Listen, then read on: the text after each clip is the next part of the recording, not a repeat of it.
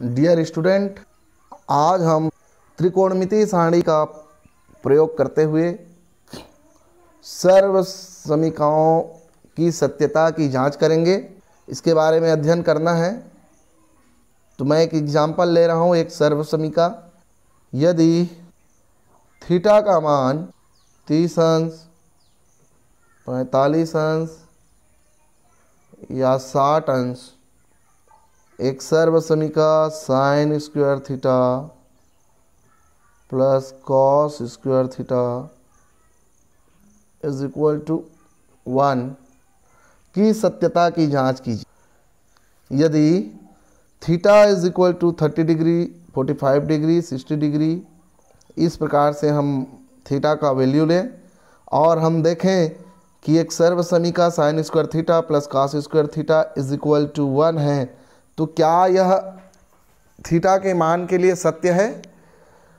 तो इसको हल कैसे करेंगे, देखते हैं हल। सबसे पहले हमको दिया गया है उस मान को हम रखेंगे जो दिया गया है। उस सर्व समीका को भी लिख लेते हैं। Sine square theta plus cos square theta is equal to 1 दिया है, तो थीटा के जगह हम 30 अंश रखें।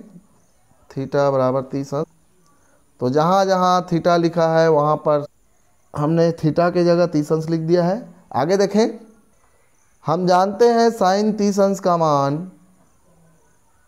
1/2 होता है त्रिकोणमितीय सारणी से, और कॉस 30 अंश का मान, इन दोनों मानों को हम यहाँ पर रखेंगे।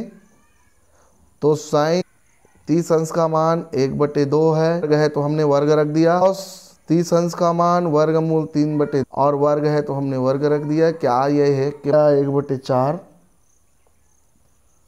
और इसको हल करें तो वर्गमूल 3 और वर्ग है तो वर्ग के साथ वर्गमूल कैंसिल हो जाता है, क्योंकि वर्गमूल का मतलब होता है घात में 1/2।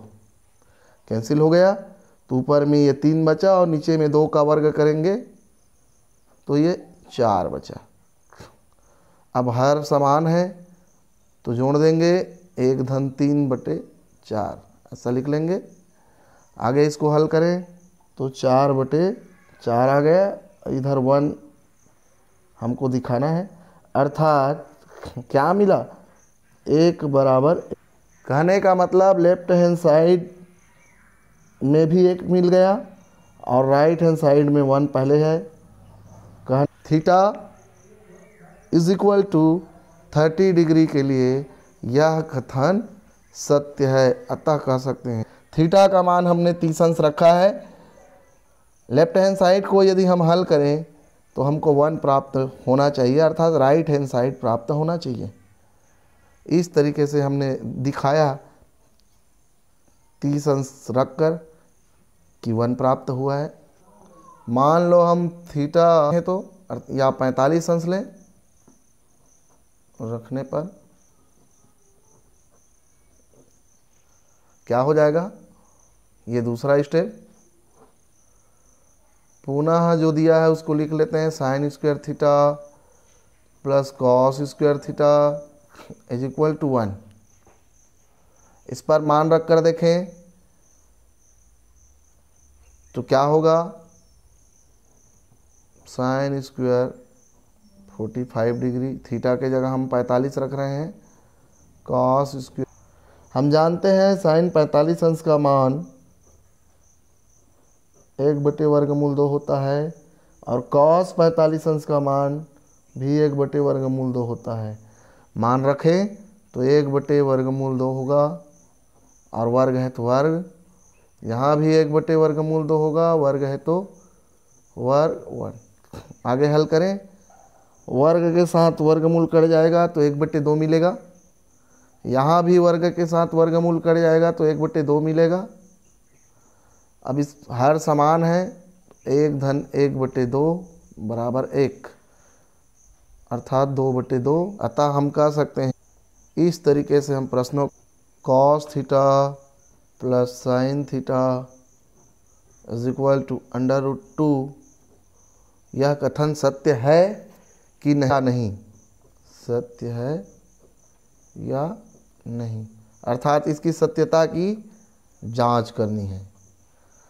तो दिया गया है,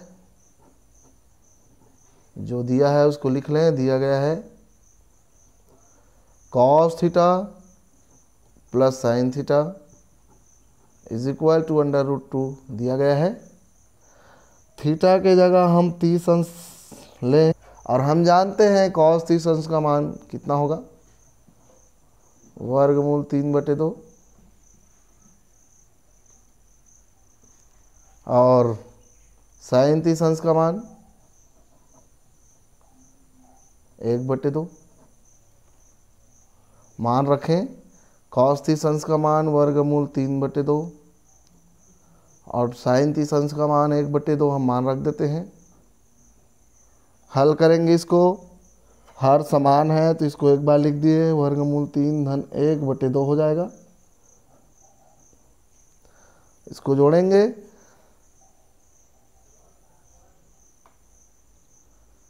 आगे देखें ऊपर में वर्गमूल है और +1 है /2, अर्थात √3 + 1/2 इज नॉट इक्वल टू √2, अर्थात यह वर्गमूल 2 के बराबर मान प्राप्त नहीं हो रहा है।